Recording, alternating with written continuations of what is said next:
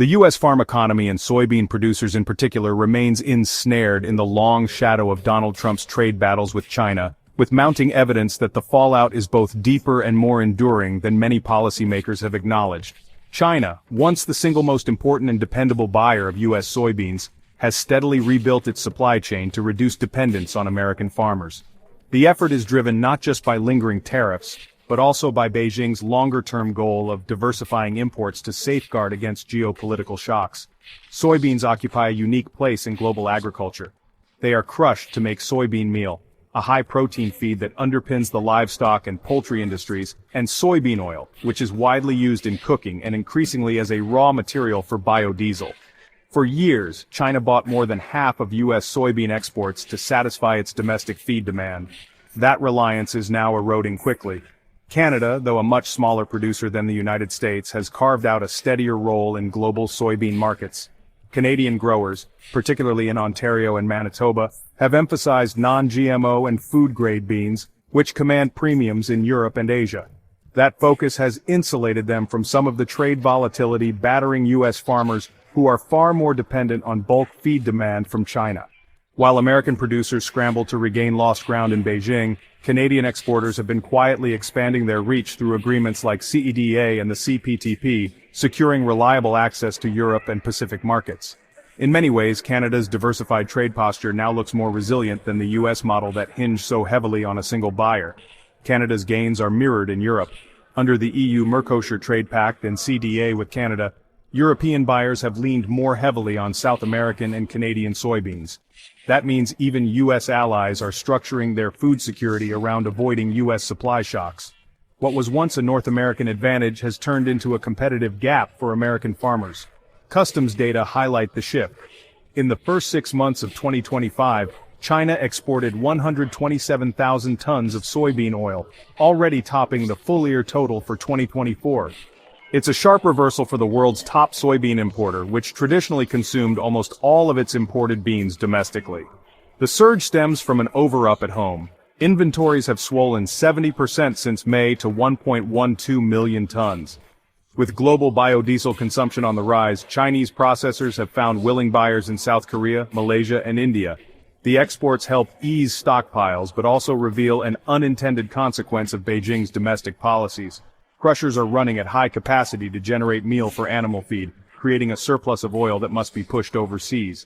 Equally consequential for U.S. farmers is Beijing's decision to start buying soybean meal directly from Argentina. It is the first such purchase since China approved imports in 2019 during the depths of Trump's first trade war with Beijing. Argentina recently cut export taxes, improving the competitiveness of its soy meal. But analysts stress the decision isn't purely about price. As Arlen Sutterman, chief commodities economist at StoneX, put it, China's move sends a statement to the U.S. that it's willing to sacrifice its crush capacity to avoid buying U.S. soybeans if Brazil can't fully meet its needs. In practical terms, Beijing is building alternate supply routes that bypass American farmers, even if that means its domestic crushers operate below optimal efficiency. The broader picture for U.S. agriculture is that these trade shifts are no longer isolated adjustments, but part of a structural realignment. China's soybean strategy now sits within a wider geopolitical framework where agricultural flows are being reorganized around non-Western alliances. That point was underscored in late August when Xi Jinping hosted Vladimir Putin and Narendra Modi at the Shanghai Cooperation Organization Summit in northern China. The optics of Russia and India appearing alongside China reinforce the message that Beijing is anchoring an alternative economic network at a time when U.S. tariffs are reshaping global trade. For India, the calculus is partly reactive. Steep U.S. duties on Indian goods have strained New Delhi's ties with Washington, pushing Modi to explore deeper trade and investment avenues with Beijing and Moscow. For China, cultivating closer links with both India and Russia strengthens its ability to buffer against U.S. pressure while opening up new agricultural supply options. Russia has already become a key supplier of wheat and fertilizers to Asia, while India is positioning itself to expand exports of processed food and oilseed products. The irony is that Trump's tariff strategy billed as a tool to protect farmers has sped up China's disengagement. Instead of locking in new demand, duties incentivized Beijing to embed resilience into its supply system, deepening partnerships with South America while drawing in Russia and India as complementary players. For U.S. agriculture, the danger is not only losing volume but losing influence as global trade patterns shift into multipolar structures. The bargaining power that once came with America's dominance in soybeans is slipping away. Trump, meanwhile, has been pushing China to return as a major customer. On August 11, just before a temporary tariff truce was set to lapse, he wrote on Truth Social, "China is worried about its shortage of soybeans. I hope China will quickly quadruple its soybean orders. This is also a way of substantially reducing China's trade deficit with the USA. He even offered thanks to Chinese President Xi Jinping without explanation." The appeal came at a delicate moment. U.S. farmers are only weeks from harvest, a seasonal period when supplies jump, futures prices tend to weaken, and export demand is critical for income stability. Analysts remain skeptical of Trump's optimism. China could source its annual supply entirely from South America if necessary, said Vitor Pistoia, senior grains and oilseeds analyst at Rabobank, noting that Brazil, Argentina, Uruguay, and Paraguay together have the capacity to cover China's needs. Brazil has already stepped up exports while Argentina's soy meal gives Beijing another option. Even Chinese market specialists such as Han Li of Shanghai JC Intelligence concede that Argentine meal imports are a temporary fix for U.S. agriculture. The implications are severe. Soybeans generated more than $12 billion in export sales in 2024, making them the largest single U.S. farm export by value. By contrast, Canada shipped nearly $3 billion worth of soybeans in 2024, much of it to Europe and Asia. Brazil exported over $40 billion.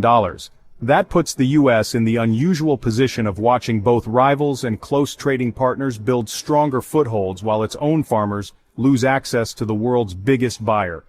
Trump's Phase 1 deal was supposed to lock in bigger purchases of U.S. crops, but Beijing never met those targets, and subsequent tariff escalations widened the divide.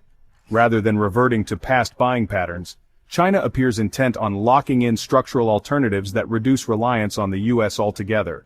Markets initially cheered Trump's comments with Chicago Board of Trade soybean futures climbing as much as 2.8%, the biggest intraday jump in 4 months. But the rally was built on hope, not actual orders. Without Chinese commitments, U.S. soybeans remain at a competitive disadvantage to South American suppliers, where land and labor costs are often lower and currencies weaker. The political irony is hard to miss. Trump has long argued that tariffs are a tool to secure better deals for U.S. producers. Yet by imposing and sustaining duties, he accelerated China's pivot away from American crops.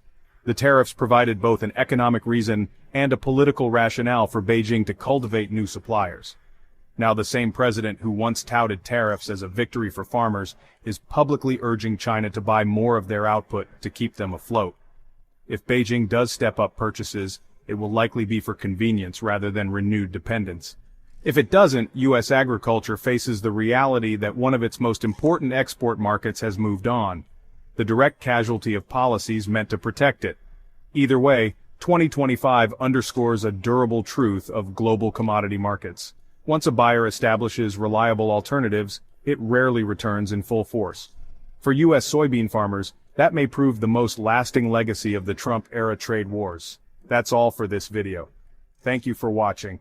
As an independent channel, we don't have corporate backing. We rely on your support to keep going. If you found this video valuable, please give it a thumbs up and leave a comment below. It really helps more people find our work. Thank you so much for being part of our community. Check out the next video on your screen. We picked it just for you.